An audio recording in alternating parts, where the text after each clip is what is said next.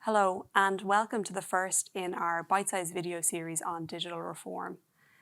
The online sphere is currently undergoing unprecedented regulatory change, and in this series we are going to look at the main legal and regulatory developments coming down the track for providers of online services in Ireland and the EU.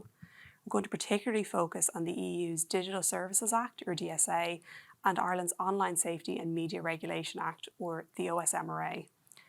Both of these pieces of legislation impose significant compliance obligations on organisations, from content moderation and transparency to risk assessment and a host of other obligations.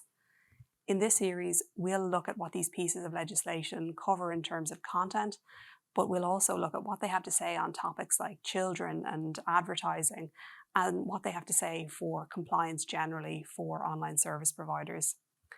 So to start off today, we're going to set the scene and we're going to look at the types of entities that are covered by the DSA and the OSMRA. And to help me shine a light on this area, I'm joined by my colleague Rory, an associate in the Technology and Innovation Group. Thanks, Aoife. So when we're talking about the DSA and OSMRA, we know we're talking about online services generally, but could we look at the DSA first, and what types of entities does it cover? So the DSA applies generally to what are called intermediary services. And the DSA specifies different categories of intermediary service, and different layers of obligations apply depending on the type of intermediary service that you are. So an intermediary service is basically an online service, which is also one of three things: a mere conduit service, a caching service, or a hosting service. So a mere conduit service is one that transmits information at the request of a service recipient through a communication network, or provides access to that network. A caching service does the same thing, except it also stores information for the sole purpose of making that communication more efficient. And then a hosting service is a service that stores that information at the request of a recipient. And then also, just to note, online search engines are also intermediary services under the DSA. Okay, so three categories of intermediary service there and online search engines. So what's the consequence under the DSA of falling within any of those categorizations? If you fall into one of those categories, you are an intermediary service. And at the very least, the base layer of obligations under Articles 11 to 15 DSA apply. And these base obligations cover things around content moderation and being more transparent in your terms and conditions on content moderation you engage in, and also providing periodic reporting on content moderation. So within those three categories of intermediary service you've taken us through there, are there any subcategories that we need to be aware of? There are, and the most important of these would be the subcategory of hosting services called online platforms. Online platforms are hosting services that make information available to the public. An additional layer of obligations will apply to them, and these additional obligations include, for example, providing an internal complaint handling mechanism, providing additional transparency around advertising on the platform, and also providing protections for children who access the platform.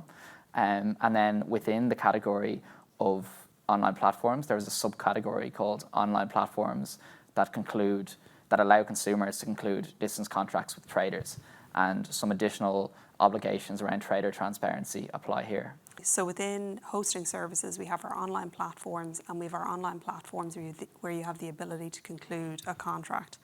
Yeah. And it seems like the more these categories that you fall into, the greater your compliance burden is getting. Yeah. I suppose one thing that's interesting to me is just in terms of size and scale, does the DSA have anything to say about that? So the size is important here because the greatest compliance burden applies to what the DSA calls very large online platforms and very large online search engines, which are called VLOPs or VLOs for short. So a VLOP or VLO is an online platform or online search engine which has more than 45 million active users in the European Union and is designated by the Commission. If this designation is received by an online platform or online search engine, they will have 4 months to comply with these obligations, which relate to things such as risk assessments and providing greater transparency around advertising. Okay, that's very interesting, Rory. So basically, there's a base layer of obligations that apply to all intermediary service, And then the more subcategories within intermediary service you fall under, the greater that compliance burden is getting.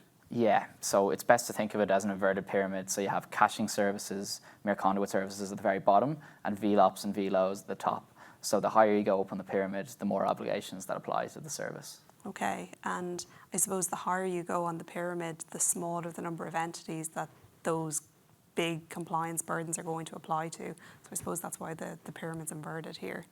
Yeah, exactly.